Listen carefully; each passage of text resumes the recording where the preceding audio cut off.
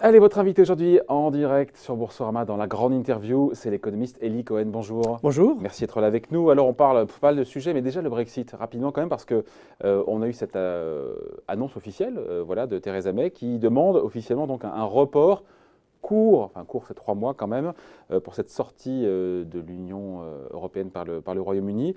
Charge donc aux 27 qui sont réunis aujourd'hui et demain, si je ne me trompe pas, aujourd'hui et demain, à Bruxelles, d'accepter ou pas cette requête. On imagine que oui. À quoi ça sert, encore une fois, encore de reporter un petit peu cette extension, parce que ça repousse, on va dire, un petit peu le risque du pire déjà. Non, la ligne de Theresa May a été d'une constance absolue. C'est faire passer le package qu'elle a négocié avec les Européens par tous les moyens. 2 fois, ils ont dit non. 2 fois, ils ont dit non, mais elle essaiera une 3e fois, parce que pour elle, c'est une condition vitale de maintien de l'unité des conservateurs. Donc c'est la condition des Européens, manifestement, si j'ai bien compris. Et c'est la condition des Européens. On vous octroie 3 mois de plus. Donc, depuis le début, elle essaye d'enfermer les parlementaires britanniques dans une alternative, où vous prenez mon accord. Ou hard Brexit. Ou hard Brexit. Donc elle a essayé une première fois, ça n'a pas marché. La 2e fois, elle a réussi à mobiliser plus d'élus conservateurs. Ah. Elle va tenter une 3e fois, même si le speaker de la Chambre des communes s'y est opposé, mais elle va tenter une 3e fois parce que fondamentalement, elle veut enfermer les gens dans ce choix. Ce dilemme. Ou mon paquet, ou le hard Brexit. Parce que bien entendu, toute une série d'autres parlementaires, à la fois dans le Parti travailliste et dans le Parti conservateur, disent mais non, on ne veut pas d'un Brexit sans accord. Ils disent il y a une 3e solution. Ah. La 3e solution, voilà, c'est revoter d'une manière ou d'une autre, soit par des élections législatives, soit par un nouveau référendum, pour sortir de ce dilemme, parce qu'au fond, il y a d'autres solutions. Et elle en dit quoi, les autres solutions, elle n'est pas pour, évidemment. Non, elle n'est pas pour. Theresa May, Et surtout, si la possibilité d'une 3e solution existe, alors le dilemme dans lequel elle veut enfermer les parlementaires n'a plus lieu d'être. Donc c'est pour ça qu'elle s'obstine et qu'elle a même fait quelque chose d'assez scandaleux hier. Elle a tensé publiquement les députés en disant que par leur comportement un peu irresponsable, ils mettaient en péril l'avenir du Royaume-Uni. Ce que les parlementaires ont très peu apprécié. Donc il y a une vraie tension qui est en train de monter au sein de Westminster. Tension et brouillard. Comment ça se termine? Qui peut dire, mais comment ça se termine? Alors, à mon avis, le scénario est assez simple. Elle va représenter une 3e fois, malgré tout, son package. À mon avis, il ne sera pas adopté. Ouais. Et à ce moment-là, on arrivera à la fin du parcours de Mrs. May, parce qu'elle devra, d'une manière ou d'une autre, démissionner et, à mon avis, provoquer de nouvelles élections. Et pour cela, elle demandera un 2e délai beaucoup plus important. Tout ça in extremis quelques heures avant, tout ça se jouera quelques heures avant le 29. En Europe, on aime bien les scénarios comme ça. Oui, mais enfin, les Européens commencent à être fatigués. Moi, ce qui me frappe, c'est qu'aussi bien du côté français que dans d'autres pays européens, on dit ça commence à faire bien. Ça suffit. Nous autres Européens, nous avons d'autres soucis, nous avons d'autres problèmes, nous avons d'autres choses à régler. On ne va pas passer notre temps sur ce problème du Brexit. Il y a d'autres problèmes. Il y a la défense européenne, il y a se battre à armes égales face aux grands géants de ce monde, les nouvelles technologies. Enfin, il y a d'autres sujets et on perd beaucoup de temps. Il y a un grand sujet en particulier que Emmanuel Macron a mis sur la table, c'est celui de la souveraineté européenne en matière économique, en matière industrielle et en matière de défense. Et dans tous ces cas-là, il y a un adversaire, c'est la Chine. Et il y a une bonne nouvelle, c'est que les Allemands commencent à bouger. C'est-à-dire les Allemands qui se sont souvent moqués de nos politiques industrielles, de notre État interventionniste et dirigiste, de notre politique de promotion de champions européens, etc. Maintenant, avec l'affaire Huawei et la 5G, avec l'affaire Alstom-Siemens, avec tous ces dossiers industriels, avec l'affaire KUKA en Allemagne, les Allemands touchent du doigt leur fragilité nouvelle face à la montée en puissance de la Chine et ils trouvent un certain intérêt à ce que les discussions entre Européens reprennent et à ce que des attitudes communes entre Européens pour créer des champions européens dans certains secteurs et pour avoir une réponse organisée face à la Chine. Le défi de la 5G est maintenant sur la table. C'est un défi technologique parce que les Chinois nous ont rattrapés et dépassés alors que nous avons été longtemps leaders dans la technologie de la téléphonie mobile, les cœurs de réseau, etc. Il y a un enjeu de sécurité, parce que celui qui contrôle les réseaux peut accéder à toutes les données, à toutes les informations. Et puis, il y a la stratégie agressive de la Chine. On part de très loin. On part de très loin. Ce n'est pas fait du tout, puisque le fameux document qui a été beaucoup apprécié en France, le document Altmaier, sur une nouvelle politique industrielle franco-allemande, avec Bruno Le Maire, etc. Bon, moi, je me suis dit, dans un premier temps, génial, les Allemands bougent. Et puis, j'ai appris, en regardant la presse allemande, que ce document était très contesté et que beaucoup d'Allemands, notamment dans les milieux conservateurs, libéraux, etc., on voit d'un très mauvais œil cette idée d'un État interventionniste, d'un État qui remet en cause les règles de la concurrence, qui veut promouvoir les champions européens, en gros qui cède à l'idéologie française. Ouais. Je reviens juste sur Theresa May. Donc, selon vous, élections législatives anticipées qui justifient un report court. Évidemment, Ah non, s'il y a élection, il y aura un report plus long. Au-delà du 30 juin? Ah oui, oui, absolument. Non, est-ce qu'on peut le report court? Mais derrière, ça sert à quoi? Le report court, c'est uniquement pour faire passer le deal actuel. Ok. Et pour donc, l'élection législative, report plus long, peut-être septembre. Et le report plus long, qui peut durer un an et demi, ça sera pour provoquer de nouvelles élections. Qui conduirait à quoi? À une nouvelle politique britannique en matière de Brexit. Avec la victoire des travaillistes? Que ce soit les travaillistes ou un nouveau gouvernement, on changera de registre, c'est-à-dire on essaiera des solutions qui ont été jusqu'ici écartées, c'est-à-dire par exemple la solution norvégienne, c'est-à-dire le maintien dans l'union douanière et dans le marché unique, ou bien une solution, Brexit, elle nous a dit quand même très souvent. Ou bien une solution à la canadienne, c'est-à-dire un free trade agreement, un accord de libre-échange. Enfin, toutes les possibilités ressortiront à partir du moment où on rebat les cartes et où un nouveau gouvernement émerge. Ouais. Un petit mot quand même, parce qu'il y a eu cette étude de l'INSEE qui montre qu'en cas de hard Brexit, la France perdrait 0,6 points de croissance en cas de Brexit dur, sans accord.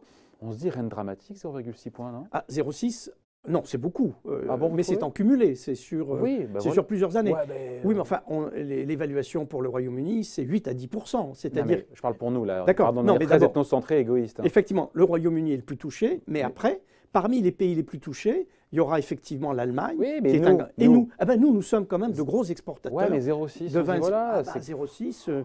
Un point, c'est 20 milliards. Les gilets jaunes au trimestre dernier, ça a été 1/10 de point de PIB et on a trouvé que c'était un impact formidable. Ouais. Donc 0,6, c'est pas rien.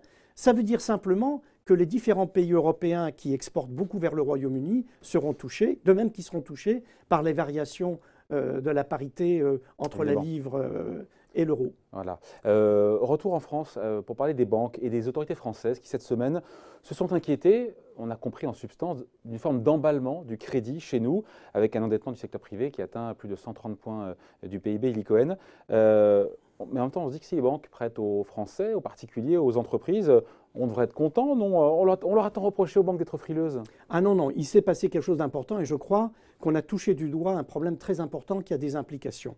Le fait que la dette des sociétés non financières atteigne 175% du PIB et ait gagné 40 points de PIB au cours des 10 dernières années. Je parle ménages et entreprises. Non, moi je parle des entreprises là. Je vais parler essentiellement des entreprises. Mais sur les ménages, il y a un sujet ou pas sur les non, ménages? sur les ménages. 6% de croissance du crédit sur un an. Non, sur les ménages, il n'y a pas un vrai problème. Il y a toujours cet hyper-investissement dans l'immobilier, favorisé par les bateaux, etc. Non, je crois que le vrai sujet, c'est plutôt sur les entreprises, les sociétés non financières, où on constate que le niveau d'endettement a gagné 40 points de PIB au cours des 10 années de crise, alors même que le niveau d'endettement des entreprises italiennes, espagnoles, anglaises, etc. a baissé. Ouais. Pourquoi? Il n'y a pas un biais en France? Ah non, alors pourquoi? Alors c'est ça l'intéressant. Alors il y a des études qui ont été faites, notamment par Standard & Poor's, et Standard & Poor's nous révèle plusieurs choses. Ils disent les entreprises françaises sont à la fois très endettées et très liquides. Pourquoi sont-elles à la fois très endettées et très liquides? Et au fond, elles n'investissent pas plus que les Allemandes ou les Italiennes ou autres. Alors elles empruntent pour garder sous le coude? Voilà, elles empruntent pour garder sous le coude, et elles empruntent surtout parce que nous avons un certain nombre de grandes entreprises qui empruntent en France pour prêter à leurs filiales à l'étranger. Ouais, mais si on retraite tout ça. Non, mais attendez, c'est important parce que quand même, comme elles investissent à l'étranger, ça veut dire qu'après les rentrées de ces pays étrangers, dit Standard & Poor's, compense à peu près globalement notre déficit commercial. C'est-à-dire le produit de nos investissements financiers financés par la dette couvre totalement notre déficit commercial. Et donc ça super. C'est super, c'est une très bonne nouvelle, exactement. Et donc du coup, la deuxième question est, mais pourquoi diable les entreprises françaises s'endettent-elles tant?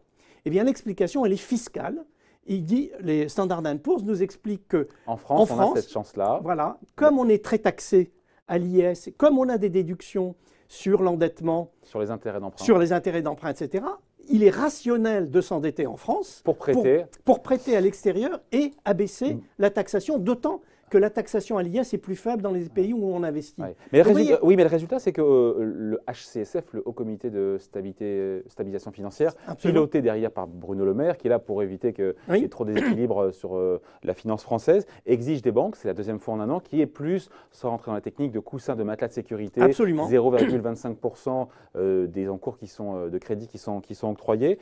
Deuxième fois en un an. On se dit que c'est une saine mesure de précaution. Oui. Question, oui ou non. Et deux, est-ce que ça aura un impact, je pense encore une fois, sur ceux qui nous regardent, on oublie les entreprises, des particuliers qui vont se dire, bah, tiens, peut-être que j'aurai plus de mal à emprunter. Alors là aussi, Où il n'y a pas de sujet. Alors là aussi, c'est tout à fait justifié, c'est-à-dire qu'on améliore les matelas de sécurité dans une situation où on s'endette de plus en plus et où fatalement on prête de plus en plus à risque, puisqu'on ne prête pas qu'à des entreprises françaises qui sont parfaitement clean, on prête à des filiales de filiales d'entreprises françaises à l'étranger qui peuvent connaître des difficultés. Et donc, Et monsieur et madame Michu. attendez, donc qu'on augmente le matelas de précaution, ça c'est légitime. Que en plus, le fait que ces investissements soient jusqu'ici trop profitables, c'est très bien. Alors comme à madame Michu, écoutez, franchement, on est dans un contexte de taux particulièrement bas et les variations que ça peut avoir sur le prêt immobilier standard, c'est à la marge. c'est vraiment totalement à la Mais ce n'est pas marge. contradictoire ce que demande, encore une fois, le HCSF par rapport à la politique monétaire qui est menée par la BCE, justement, qui est d'encourager les banques à prêter plus. Et là, les autorités françaises disent, bah, on met un peu de côté, parce que le jour où l'activité se fasse retourner, les banques risquent de moins prêter, elles auront mis cet argent de côté pour pouvoir continuer à prêter toujours un peu plus. Vous avez raison, mais il se trouve quand même que les matelas de liquidité des entreprises françaises sont très importantes, mais le niveau de l'endettement est 2 fois plus important que la progression du matelas de liquidité. Donc là, l'inquiétude en France en matière d'endettement ne vient pas des particuliers, non, vient des des entreprises, exactement. Et je trouve légitime qu'on ait tiré cette sonnette d'alarme. Et du reste, vous auriez noté que la Banque de France était déjà intervenue il y a quelques semaines pour dire qu'on allait peut-être un peu trop fort et trop loin dans l'activité de crédit aux ménages et surtout aux entreprises. Mais ce qui est intéressant dans toute cette affaire, c'est de voir comment, alors même que les entreprises françaises n'investissent pas plus que les voisines, alors même qu'elles n'ont pas fait plus de rachats d'actions, ce qui s'est beaucoup fait aux États-Unis, où on s'est beaucoup endetté pour faire des rachats d'actions, eh bien, on a quand même, sur les 10 dernières années, qui sont 10 ans de croissance morte en France pratiquement, augmenté le niveau d'endettement de 40 points de PIB. Voilà. Et c'est bon pour la croissance, encore une fois. Tout à fait. Tout à fait. Bon. Un mot de cette prime. Autre élément également, on constate qu'il n'y a pas simplement les grandes entreprises qui ont des filiales à l'étranger, qui investissent, etc., mais beaucoup les grandes entreprises publiques. C'est EDF, c'est la SNCF et c'est la Poste qui ont fortement augmenté leur niveau d'endettement au cours des 10 dernières années. Et pas la PME du coin, exactement. C'est pas une surprise. Le gouvernement, on parle de la prime exceptionnelle, prime Macron défiscalisée, sans charge, sans rien du tout, sans impôt. Le gouvernement dit, oh là là, c'est un succès, 2 millions de salariés l'ont perçu, 450 € en moyenne, pour donc à peu près 1 milliard d'euros de rendus aux Français. C'est un succès ou pas? Parce qu'il y aurait, si vous voulez, c'est le grand paradoxe. C'est le grand paradoxe parce que lorsque Emmanuel Macron est arrivé au pouvoir, il a mis en place, je dirais, une politique de l'offre. Il a fait le diagnostic que les grands problèmes de la France, ce n'était pas du tout le niveau de la consommation, que le vrai problème, c'était les conditions de la compétitivité. Et donc, il voulait rendre aux entreprises de la liberté de manœuvre avec les baisses de charges, avec le CICE révisé, avec la réforme de la fiscalité du capital, etc. Et le paradoxe, c'est que les Gilets jaunes l'ont obligé à changer de politique et à faire ce qui a toujours été fait. Sans se renier sur la politique. Sans se renier sur le début. Et il a conduit à faire ce qui a été toujours fait en France, c'est-à-dire les politiques de stimulation de la demande par la dépense publique ou par la baisse d'impôts, avec comme traduction le creusement du déficit et l'augmentation de la dette. Et c'est ça. Et c'est ce qui fait qu'on va avoir une croissance cette année supérieure aux Allemands. Tout à fait. C'est l'effet relance à la française, sauf que comme vous l'avez noté, comme vous l'avez noté, le système productif français ne peut pas répondre. Ça rejoint ce qu'on disait tout à l'heure. Donc ça va entraîner une très forte hausse des importations, donc une dégradation supplémentaire de notre commerce extérieur. Et puis l'effet se dissipera quand l'effet de la relance des 10 milliards se dissipera. Donc c'est du classique français. On commence par se dire, c'est un Comme problème ça coûte d'offre. rien à l'État pour le coup. Ça coûte rien, ça coûte les non les cotisations pas payées, les impôts pas payés Ah dessus. oui, mais ça, quand même. C'est l'entreprise qui paye globalement. Ça. Oui, ça, c'est les primes. Je parle des primes, des fiscalités. Oui, mais il faut ajouter les primes, le plan de 10 milliards. Bien sûr. Et c'est ça qui fait la relance globale, et c'est ça qui fait la stimulation de la consommation, Ouais, c'est ce qui fait et la meilleure performance de croissance par rapport à l'Allemagne. Bravo ou pas alors? Bravo, c'est-à-dire que cette affaire souligne nos infirmités, nos insuffisances et les effets vertueux de nos insuffisances. Comme on est de mauvais exportateurs... Certains diront qu'on marche sur deux jambes, enfin. Non, pas du tout. Comme on est de mauvais entreprises, comme on est de mauvais exportateurs, comme on est de mauvais exportateurs, qu'on perd des parts de marché, quand l'activité internationale ralentit, eh ben donc on souffre moins que les Allemands. Et comme on stimule la demande, on augmente les importations, et donc on stimule la consommation et la croissance. On n'est jamais content, hein, finalement. En tout cas, on n'échappe pas à sa condition. C'est-à-dire, quelles que soient les mesures, on retombe sur les fondamentaux de l'économie française. Il y a une demande de justice fiscale, de pouvoir d'achat, il fallait répondre. Oui, tout à fait. Et c'est pas fini. Répondu. Et c'est pas fini. Je pense qu'il y aura une nouvelle vague de mesures supplémentaires. Après, mais il n'y a plus d'argent. Oui, mais le phénomène que vous avez signalé reste là. À mon avis, il y a 2 points incontournables auxquels Emmanuel Macron devra répondre. Un, la demande de réindexation des retraités et des fonctionnaires à travers le point d'indice. Donc il faudra le faire. Et 2, une mesure symbolique sur les très hauts revenus, les très hauts patrimoines, pour calmer la passion égalitaire des Français. Donc c'est ça, selon vous, ce qui ressortira du grand débat? Oui. Réindexation des retraites et mesures symboliques? Oui, sur les très hauts revenus et les très hauts patrimoines. Il sera obligé, Emmanuel Macron, d'afficher une mesure politique de jusqu'à taxation des présent, riches. Parce que pour l'instant... Vous avez vu dans le grand débat avec les intellectuels, il a tenu bon. Il n'a rien cédé. Sur l'ISF, il a dit on pourrait voir une fois qu'on saura... Oui, mais enfin, les mesures, les perches qu'on lui a tendues sur les niches fiscales, il n'a pas ramassé. Il a dit plutôt qu'il tiendrait bon sur la ligne qui s'était fixée jusqu'à présent. Alors, avec des petites variations. Mais enfin, il n'a pas saisi cette occasion pour introduire une certaine souplesse dans son propos. Par exemple, les demandes qui lui ont été faites sur l'impôt sur les successions, l'impôt... taxation de la résidence principale. La taxation de la résidence principale ou la tranche supplémentaire de l'IRPP. Il dit, on ne va pas répondre il lâchera quoi alors? On ne va pas répondre à un choc des gilets jaunes qui était un choc contre la fiscalité par un choc d'augmentation de la fiscalité. Oui, baisse d'impôts pour les moins aisés et hausse d'impôts pour les plus riches. Voilà, donc, il ressortira, on finit là-dessus, selon vous, une mesure qui frappera les plus riches, les plus aisés en France? Oui, laquelle? Parce que vu qu'il a quasiment tout écarté, il reste quoi? Je crois qu'il y aura une mesure soit de réforme de l'ISF, soit de hausse l'institution d'une tranche supplémentaire de l'IRPP.